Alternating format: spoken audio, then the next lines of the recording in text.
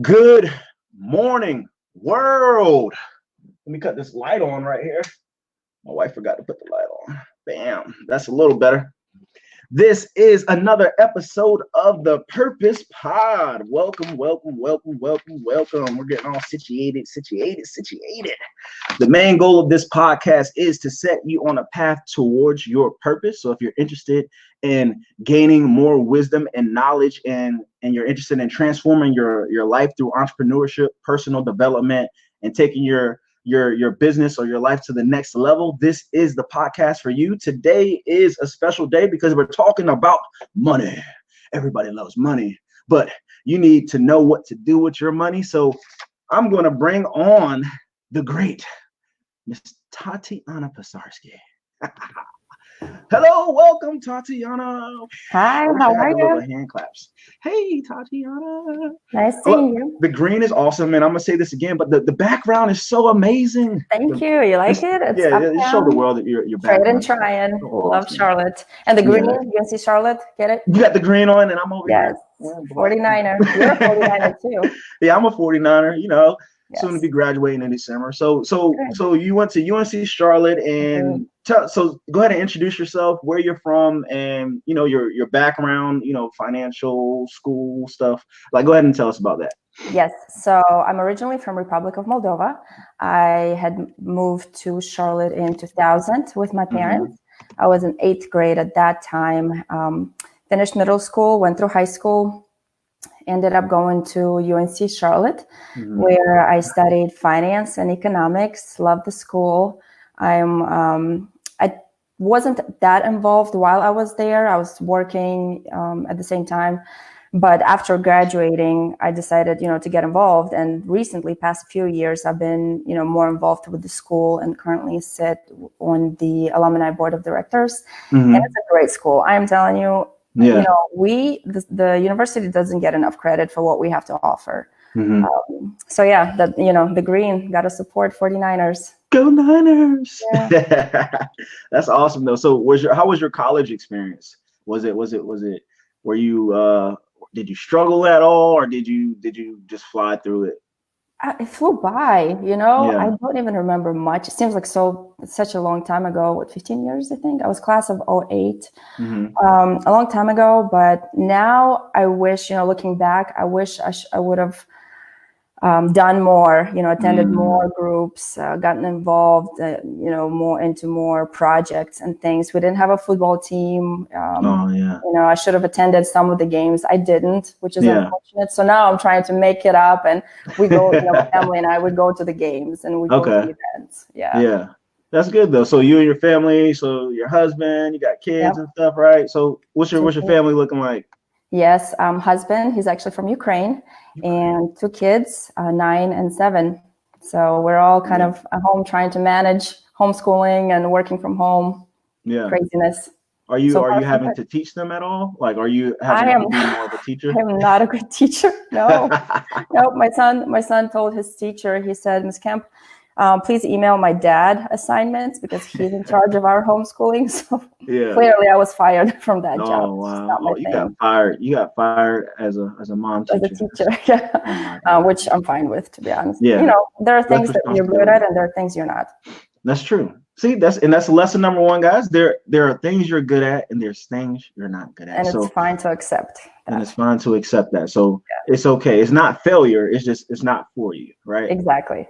See, you're already dropping gems right now, Tatiana. Come on, girl. Yeah. So why did you choose the finance degree? Funny that you ask. It was actually my dad's advice. He said, we love Charlotte. We'll probably end up staying here for a long time. And it's a financial district. After New York, if you have a degree in finance, you will probably always have a job. And that's kind of exactly what happened. I never really had to look for a job. And finance is so broad. You can do anything. Every company has a department for finance. So my background during college, I was at Wachovia. Do you remember Wachovia? Yeah, I remember Wachovia. It was it was right up the street from my grandma's house. In mortgage, and then in 2008, Wells Fargo bought us out. So They let us go, and I got into accounting for a little bit. That was fun. Not my thing. Once again, if you're real with yourself and you understand that it's just not your strength. I took a couple years off after that, had the kids, and then when they went back to school, went back into finance on the services side. Okay. I'm a financial services professional now. Yep. Okay. So I might need to switch my major then at the last minute. I'm graduating in December, but I might just need to change it, for the finance industry. I think that would have been, I think everyone needs a background in finances, because understanding your financial goals and plans and what is the options are important, right? So like, how did you start your career off? Did you graduate college and go straight into a job? Like you said, you didn't have to really look for it. So I was already in finance during college. I was in mortgage, loan officer assistant, and I knew everything there was about, the whole process of getting a loan. So I was thinking to probably become a loan officer, maybe a processor, an underwriter down the road. But because restructuring happened, had a change of plans. I'm grateful that I got to try accounting, even though, now I know it's not for me. Yeah. I will never think, oh, I should have gotten into that, because it's just, it's not something I enjoyed 100%. But yeah, my whole career, I've been doing something in finance. And like I said, in Charlotte, there's plenty of opportunities. You just have to pick and choose which area you want to be in. Okay. So let's talk to that college student at UNC Charlotte right now that's looking at this podcast and they're like, man, I want to be there one day. I want to be where she is one day. Do you have any advice for them, just as a college student getting ready to graduate college maybe, and you have this corona crisis right now? It's crazy, and so summer internships are out the door. They're you can't really get, maybe they can do it online or something, but so do you have any advice for them to do right now? Should they study more? Should they review more material, which people don't want to do? Right. Yeah. Times are crazy right now. It's definitely different, and I actually graduated in during the 2008 economic downturn. Okay. And I was still able to find a job. So yes, it's harder. And I think during hard times, you have to rely on your connections and contacts. My biggest piece of advice would be to don't burn any bridges, be a nice person, because you never know when you're going to need someone down the road. I mean, I still keep in touch with my manager from Wachovia. We're friends on Facebook. Wow. And I will be forever grateful to him that he gave me that opportunity. I was 18. I was barely 18. Yeah. And he gave me that chance. And that was a head start to my, career in finance and my next job. Like literally, I'm friends with every single manager. And you could, down the road, you might need them as a mentor. You might need a job and they could help you out. Or, you could need advice, and that they'll be there if you keep in touch. And I would say studying is important, but your connections and your network is big. It's huge. Yeah, that's awesome. Thank you, Tatiana, for that. Because a lot of younger people, they don't understand the importance of networking and being, even if it's your boss or your manager, your professor, even like you want to keep those bridges alive and well. Exactly. Like I had an incident, but my middle school teacher, she had invited me to speak at my old middle school, and that that's if awesome. I wasn't bad, but I was a little mixy as a kid. But she remembered me, she remembered me. The other teachers remembered me, and they had that level of respect for me because of the respect that I have for them. So it is important to keep your bridges connected and don't burn your bridges. Exactly. Or else you'll have to jump off. And it's a terrible, terrible jump when you have to jump off that bridge. But that's so what does your job consist of as a financial advisor? Like, what does it consist of? And who do you have to talk to? I'm sorry. Who do you have to so talk right to? now,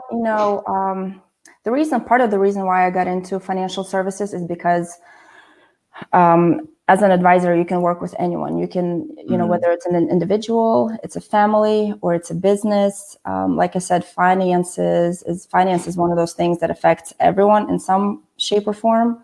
Yeah. So yeah, I specialize in working with people on their future goals,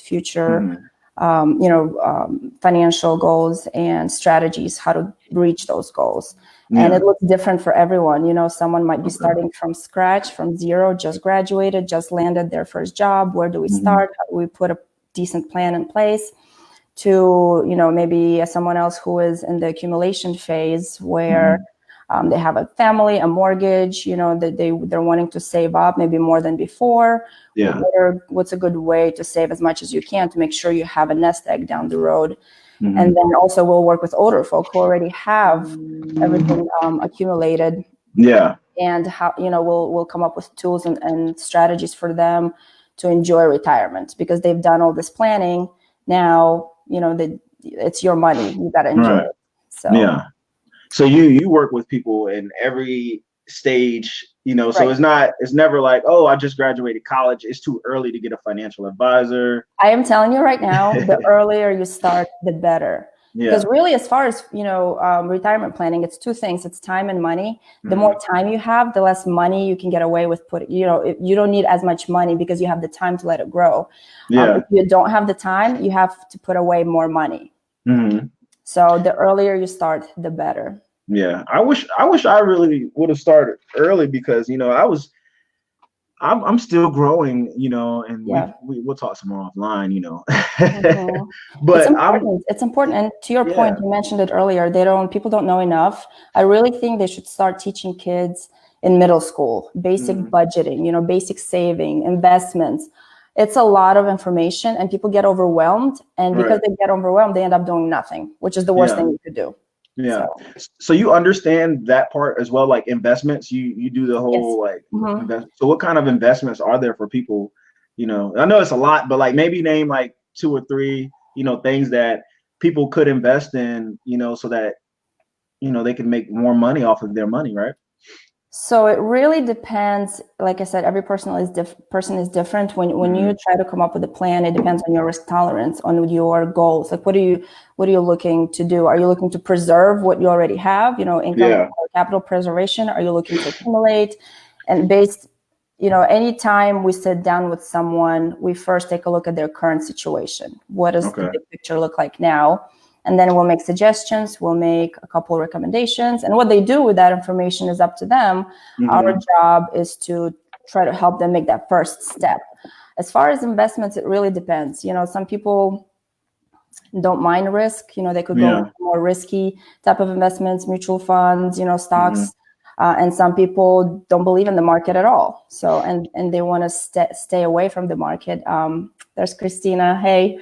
And everyone is different. It really it's not good or bad. It just, you fill out an investor profile, you get a risk tolerance score, and based on that, we'll come up with, maybe several funds, or we'll build a portfolio and suggest a couple things depending on what you're looking for. So I can't really specifically name, 1 or 2 specific funds because what could work for one person doesn't work for the other.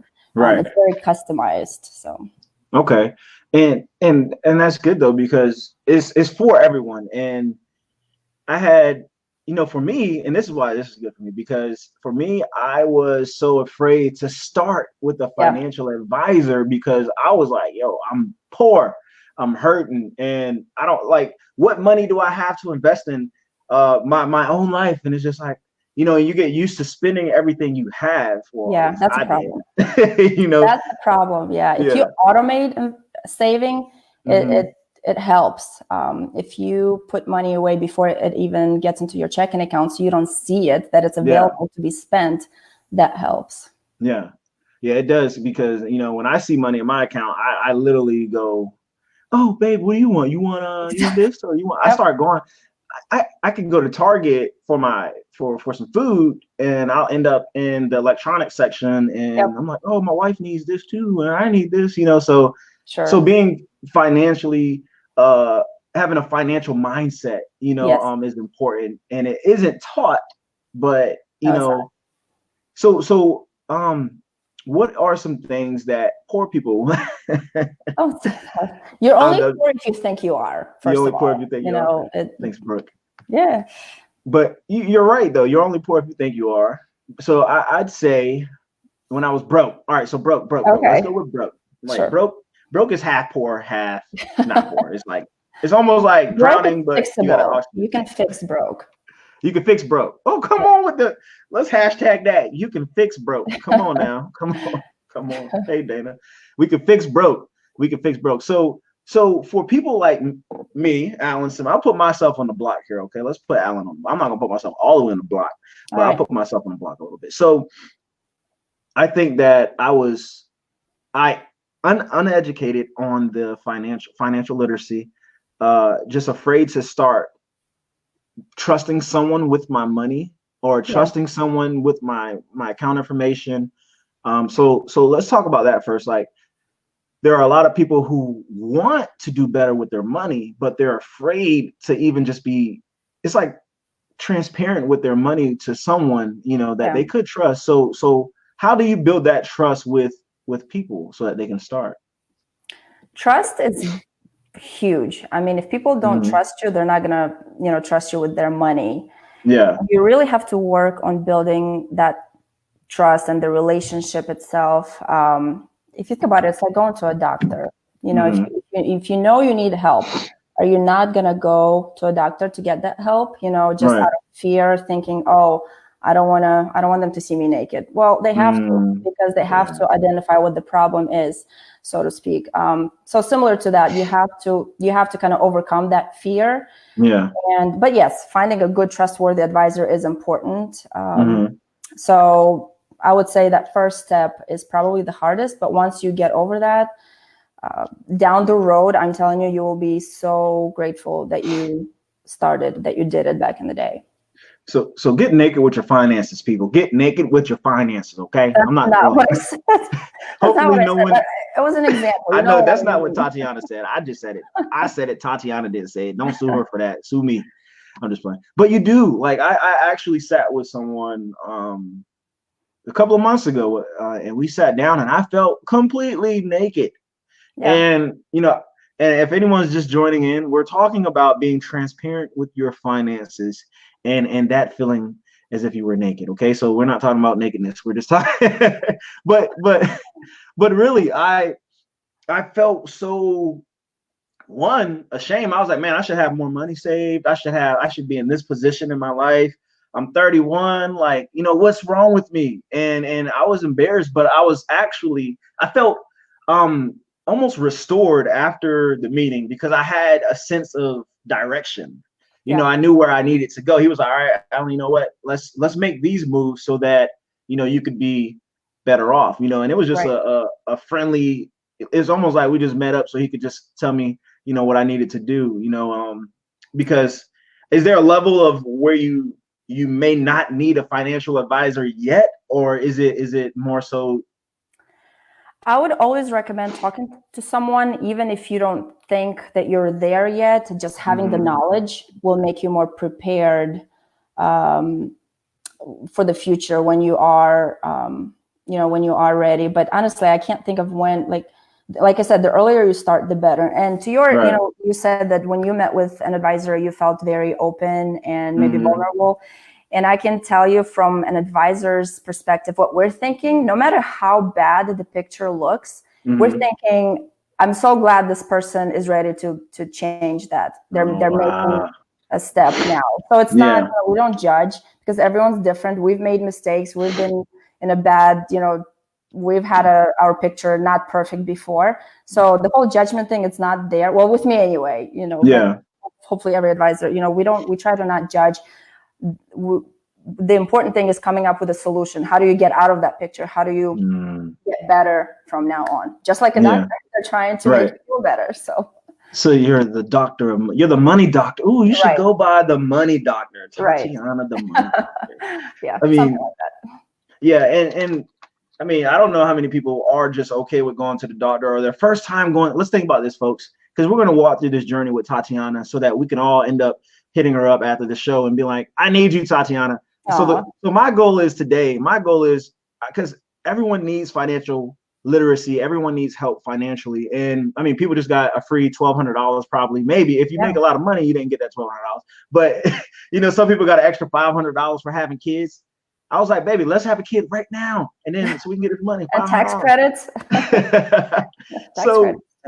So our goal is to become better with our finances, and Tatiana's goal is to help us with that. So let's go to the doctor. Let's go to the doctor right now. We're at our doctor visit with Tatiana, and you know, we're having symptoms of brokenness. Like we're broke. You know, we're sneezing some money out, and we don't realize how much money we're sneezing out right now. Let me stop using that. But you know, and when your bank account is sick, you need financial help at the end of the day. And even when it's not sick and you do have money, it's for the good people, and it's for the people that are doing, you know, worse with their money. You know, they're making bad decisions. So let's talk about the decision-making process when you're spending your money, right?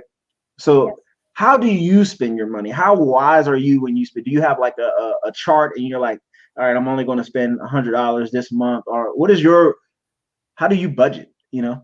Yeah. That's not so always it the took question. me, you know, it took time to come up with a system that works for me.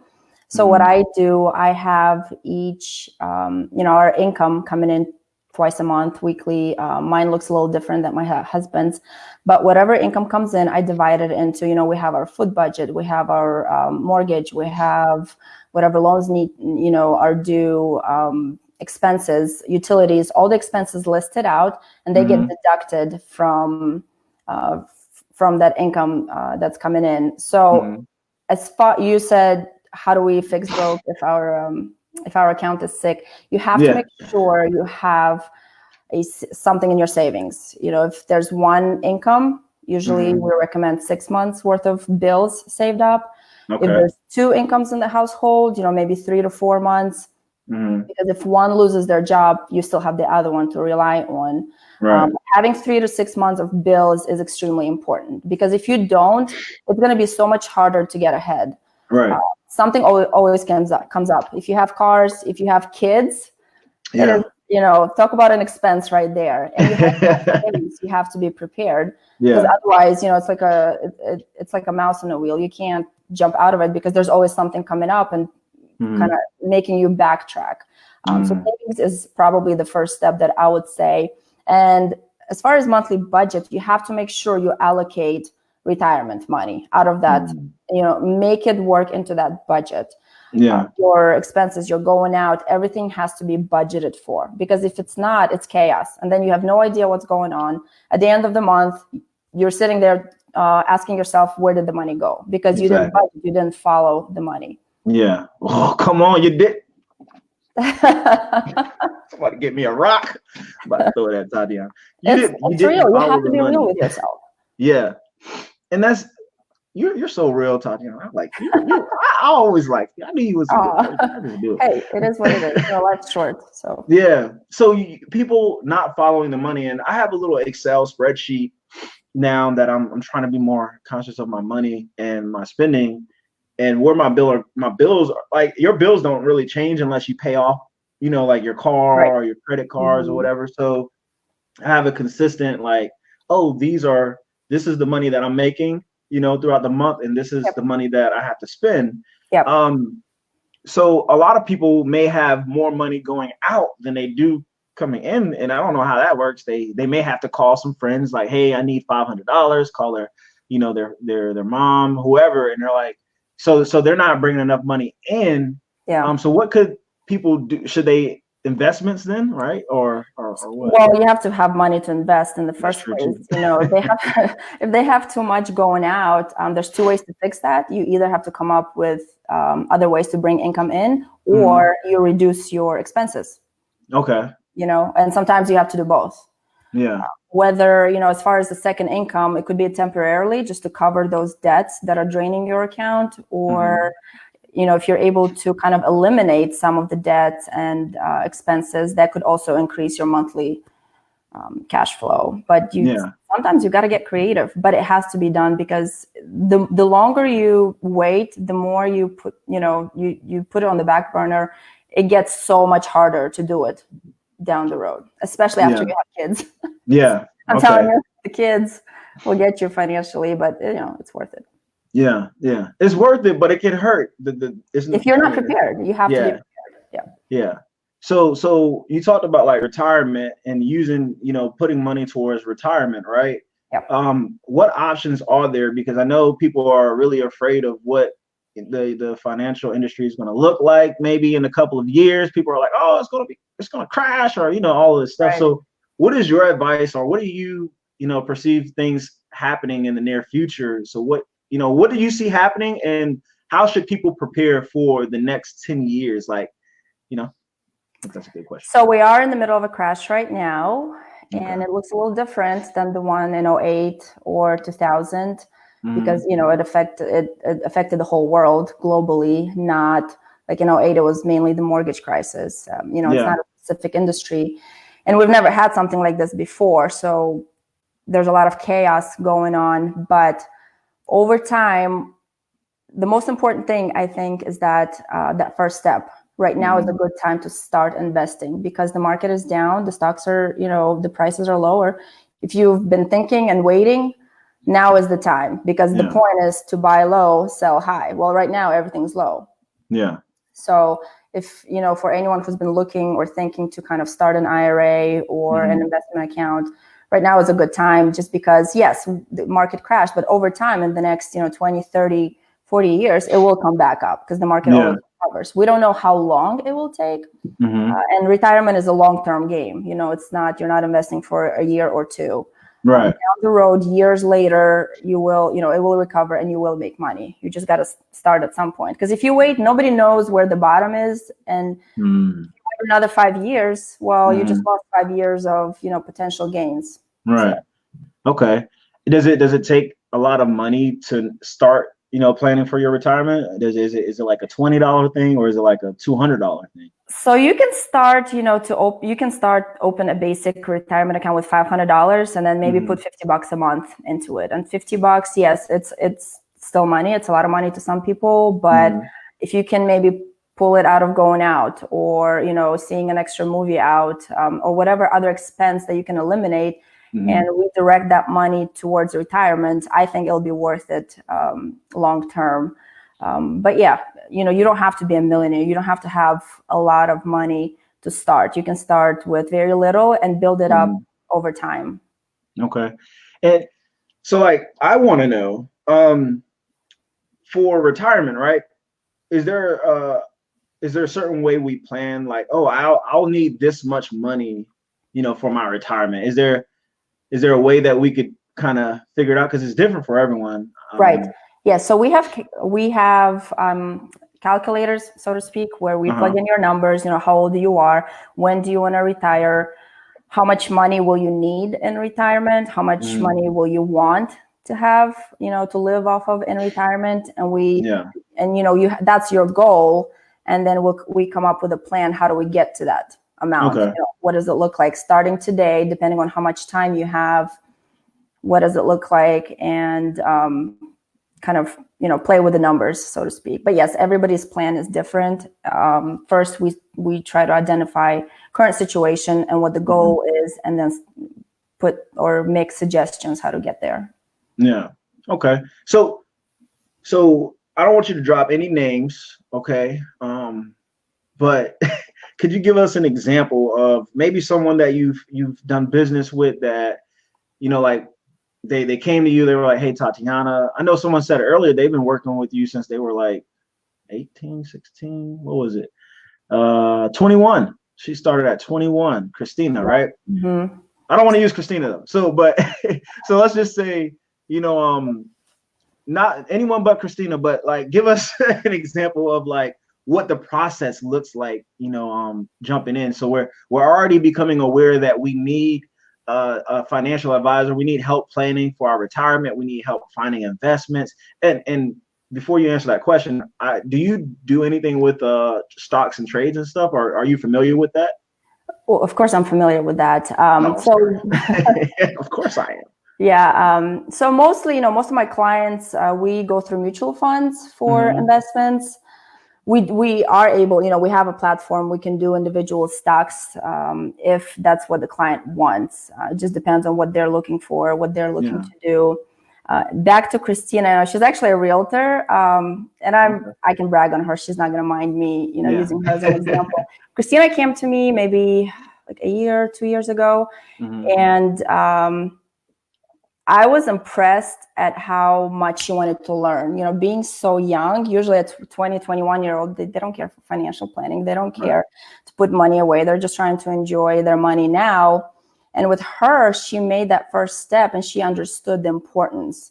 She was surrounded by a good, group of mentors, and they advised her, hey, talk to someone, get something started. And I'm grateful that she came to me and I was able to help her with that. But what we were talking about earlier, you start small, you open an account, you put money away. And with her being a realtor, she's able to build that over time. But you got to start somewhere. That's the main thing. Yeah. Keep the end in mind, but you got to start somewhere. Like and the younger you are, the better. So I'm 31, so it's kind of too late. It's too late to apologize. All right, yeah, it's too late for me right now.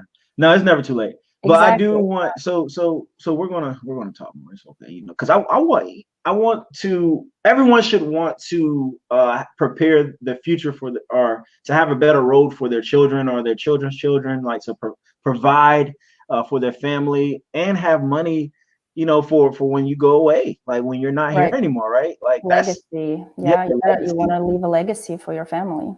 So what does that look like? Legacy money? Is it $1 million or is it? I know legacy money. It really depends. A lot of people they will use insurance products to leave a legacy for their family, or they'll leave their IRAs. If something happens to you and you have your IRAs, well, it's your family inherits that. Yeah. But you would be surprised.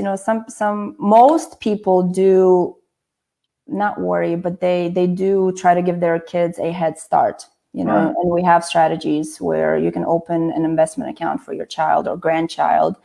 And obviously, because they're so young, they're going to end up with so much more because they're so, they're little and they have the time to let that money grow for them.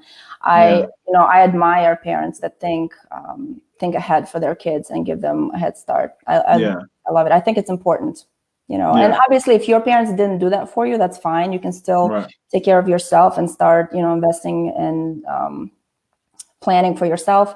But there, if you have the means to start it for your kids, that's important. Okay, that's awesome. And I think everyone after watching this today is going to get started on their financial. So. Right now is a great time to start actually with the market. It is. It's the perfect time. Like it's the perfect time because no one's out spending feverishly. You can't. Everything's closed down. Even if you wanted to go to the movies, you can't. Right. And I think a lot of people may be like their spending is so bad that they're online shopping like crazy right now. Probably like they took. I hope not. Let's talk on this. So this $1,200 that mostly a lot of people got. They could use some of that money to invest in their future right now. Right. Yeah. Would you advise to do the whole thing or half of it or what? It depends on their financial situation. If it's between a retirement account and putting food on the table, obviously you got to put food on the table first. Yeah. If this $1,200 is extra, so to speak, and you can put it towards something else, then we should talk. It just depends on what that money is needed for, but just please don't spend it online. Not on shopping online. That is not a good idea. That's not what the money is for. Right. So y'all heard that. Like, don't get mad when you don't have any money left next month. If you're not depending, like I know a lot of people may have lost their jobs or they didn't have money at that point in time, but that $1,200, I would say like I've been broke before. Like I've been broke to the point where I had no money, right? And not even in the savings or anything, right? If I were to die, I would just be broke. My tombstone would say, but man with the dreams. But and you don't want to be that person. And I had to really look myself in the mirror and say, you don't want to just be the man with the dreams and have nothing backing you. You don't want to be like that. You don't want to be like the dollar. You don't want to have when you don't have gold backing you. You're just nothing. So it's important to get serious about your finances. And I'm going to say this again and again and again, because I know this for myself that this is what we have to do. And this is why Yeah. we're having this conversation with Tatiana. So I have on the bottom right now, please post any questions for us. Leave them in the comments. If you have questions, I don't want to hog the mic. And I know a lot of people may have questions. So if you do have any questions, please post them here. Do not be embarrassed. You can say my friend, my mom, or you don't have to say your mom, but you Asking can say for my a friend. Ask for a friend. Yeah, ask for a friend. Or, But, I mean, if someone thinks of questions after the interview, they're welcome to reach out to me on LinkedIn, Facebook, wherever. Okay, and I'll make sure I got that scrolling again. But yeah, please, like, her information is out there. Reach out to her, and we'll answer your questions here as well. Let me get to my next question. So, what are the top mistakes people make with their finances based on what you've experienced? And that's where I was getting at before. Not doing anything. I really think, not people get overwhelmed with fear, not having enough knowledge, or think that it's too expensive. You need to have a lot of money to invest, and they end up not doing anything and just spending their money on unimportant things. And I think that's probably the number one mistake, because we'll meet with someone and they'll say, "Oh, I should have done this 20 years ago." Well, you should have, but you should have. Yeah, I don't say that. You don't actually say that. But people realize you look back in time, you can't bring time back. Right, you can. That was another gem, everybody. You can't bring time back. Tatiana out here, I need to go ahead and pay her for everything she's saying. She's dropping bars. So David asked, is it better to do a Roth IRA or a traditional if you are going to be retired in the next 20 to 30 years?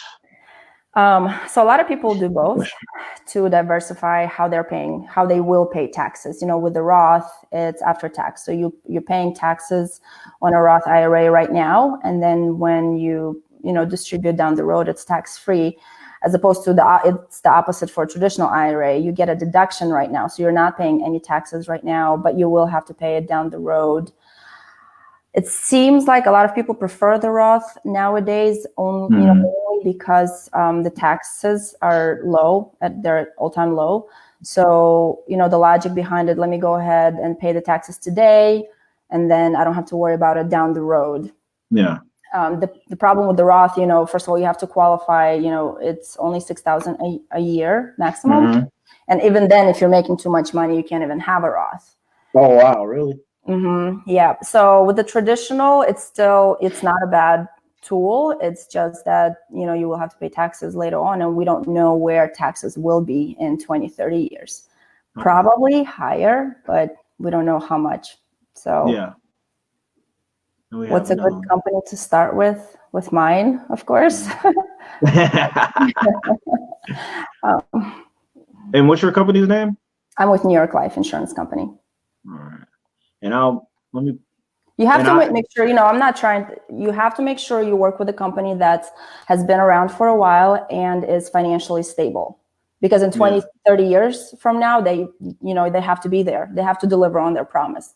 And I know my company will, but we've seen companies go bankrupt before. So you have to make sure you know who you're working with. That's also important. Yeah.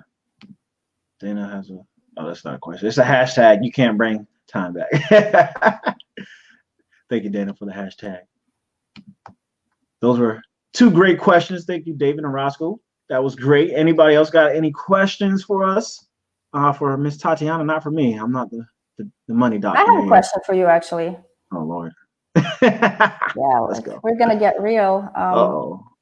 What is a financial decision that you're proud of? I know you've mentioned a mistake, but maybe, you've done something that you're actually proud of, and now you're seeing the fruit of that labor. There's nothing I'm proud of about my finances. What? No, I'm just joking. No. So what I've done is entrusted my wife with my money. That is very smart. Yes. I literally cannot put money in my own savings account. If I can access it from my phone, it is a terrible thing. And I've learned that, and I'm just being transparent. I learned that even with like credit cards, I had to give my wife my credit cards. And like, it was at the point when with starting school and stuff, and I wasn't working, it was real, and I was, a college student. I'm 30, 28, 29 years old at that time. It was just like, oh man, like this this is not cool. This is not good. I got out the military in 2011. So I didn't plan, for that either. I got out broke. A lot of veterans do that. They get out the military with no money saved. My dad always warned me not to do that. So I've always had a struggle with money, and money has always had to struggle with me. But but I gave my wife my credit cards, and I was like, hey, look, like, take these, because I will literally buy anything. I'll go to the grocery store and buy like $100 worth of food when I wasn't supposed to. I was just supposed to get some chicken or something. And then like with savings, yeah, I come out. What you say? I come out with. You come out with 3 chicken, or 3 chickens. Yeah, I went for 1 and come out with 3, and then I'll go buy some snacks, some candy, and just spend money recklessly. So yeah, I gave my wife my credit card, and then when it came to savings, like, I made her pretty much bill me. So she's like a bill collector. She's like, "Where's my money?" And I'm like, "That's my money," And then when I'm like, "Hey, I need this money," and she's like, "Well, what did you do with your money?" Like, so it's almost like, you have to deal with it until you get paid again, Alan. You got to leave this money right here. And it's been so good, Tatiana, because I've forgotten about a lot of money that I've given her. So like, I don't see it in my bank account. Yep. So I'm not like, "Oh man, I got this money right here." So she'll be like, "Oh yeah, you got this," and I'm like, "Oh man, like, send me some money." And like, she's like, "No." So the lesson here is to entrust your spouse with your money. Is that what you're saying? Or yes. That's what worked for you anyway. Yeah. And so the first step was to identify that you need help, right? Is that what I'm hearing? And then actually doing something about it. Awesome. Yeah. See, aren't you in a much better position now than you were before? I am. And I wish I would have started, like you said, people say, I wish I would have started 10, 15 years ago. Yeah. So for people out there, if you don't have a spouse, you got Tatiana, and if you do have a spouse, you still have Tatiana, because this or a friend or a mentor, just find someone that can help you in that situation. Yeah. Got another question here. Is New York Life and Fidelity competitors? So New York Life is an insurance company. We do have an investment side as well, which is what Fidelity mostly known for. Fidelity sort of focus, from what I understand, they focus on market-based type of planning, and we do that, but we also have an insurance side as well. So just not quite a direct competitor. I mean, we do some of the same things, and we actually offer some Fidelity funds through New York Life as well, but we do slightly more as well. Okay, good question, David. Keep bringing them out, David. David's going to be on the show, I think next month, so it's going to be awesome. Nice. So, any more questions out there? And I'm going to continue with this one. Was there ever a time as a financial advisor, because this is the Purpose Pod, and we want to push people purposely with the personal and with the professional. So was there ever a time when you wanted to give up as a financial advisor, or has it always been like a cakewalk for you? Nothing is a cakewalk. Everything requires work. But because I'm enjoying it so much, it's not painful. It doesn't feel like, thanks, David. It doesn't feel like a lot of work. And you have days where you're doubting yourself, or things are going down. And just like anyone, on a bad day, I think about nurses, because they're on their feet 12 hours. They're dealing with, crazy stuff and patients and life or death situations. So that, I don't know, thinking about them and people in the medical field in general, it makes me feel better, because everybody has a bad day. It's how do you push through it? And the sun goes up and the sun goes down every day. Everything shall pass, as they say. This too shall pass, the good and the bad. Yeah. And you just have to be prepared for both. That's why I was waiting for Pastor Tatiana to come on out here, Yeah. Doctor, you're a doctor, pastor, financial. I'm just playing. No, it's life. If you're enjoying what you're doing, to me, it doesn't feel like a lot of, painful labor. It's not, because I love working with people. I love helping them with whatever they may need help. So yeah. We got another question here. Yes, we are able to move funds from Fidelity to New York Life. Yeah, Dana, so go ahead and call 1-800-TATIANA today to get your finances in order. But yeah, so you can switch. Oh, Tim has a question. I skipped that one. Sorry, Tim. What are some tips for teenagers for financial planning? That's a good one. Once again, it goes back to timing. If you're looking to get started as a teenager, now, once again, it depends, assuming that you have a job. If you don't have a lot of bills yet, put away as much as you can into savings. If you have a job, you can have, a retirement account already. So put away as much as you can and get that habit going. Because later on, as you're making more money, you'll be able to add more into your savings, which will build your account down the road. But budgeting is a big one. And I really think, I haven't been in middle school for forever, but I really think they should teach that. I don't think that they do nowadays. They don't teach kids enough on budgeting, basics of investments, different, types of mutual funds, just basics. Because you come out, you get a job after college, and you have no idea what's going on. Then obviously that's where advisors come in. But if you know kind of ahead of time, what you should be doing and start early, I think people would benefit if they started teaching us, in middle school or high school. Yeah.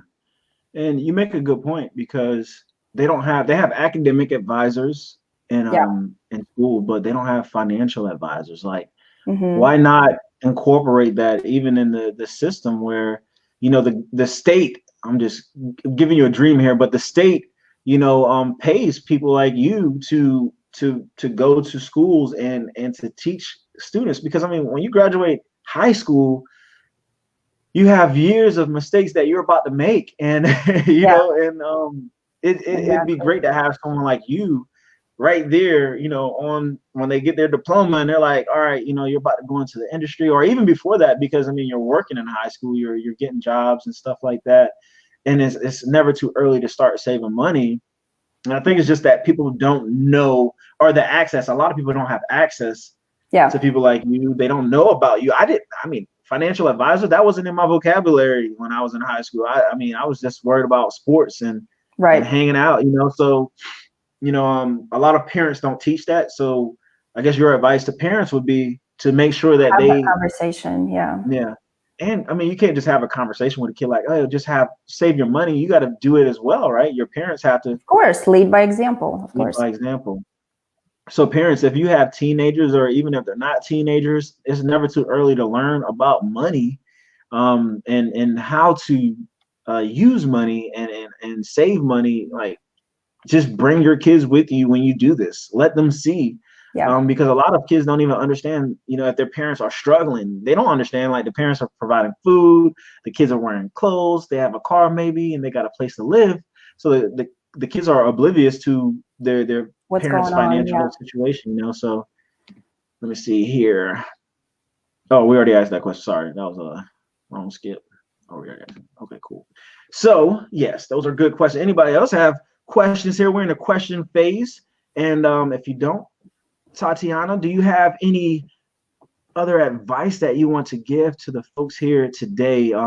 We can go ahead and reiterate the direction that they need to take. I'm going to go ahead and put your information here for people who are serious. As far as advice, I'll go back to, we mentioned it earlier, making that first step, having that initial conversation, whether you're going to do anything with that advisor or not.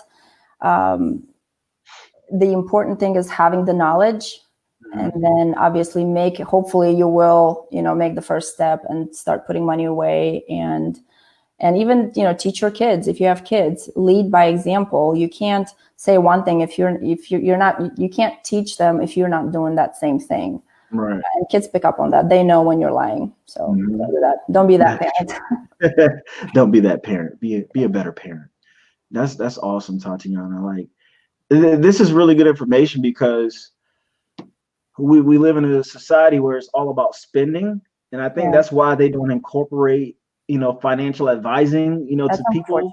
Because they want people to make bad decisions. They want people to get high interest loans, high interest credit cards, instead of having a IRA. They don't want people to have a savings account. They don't want people to have investments out there. So society wants us to spend money. Like, exactly right.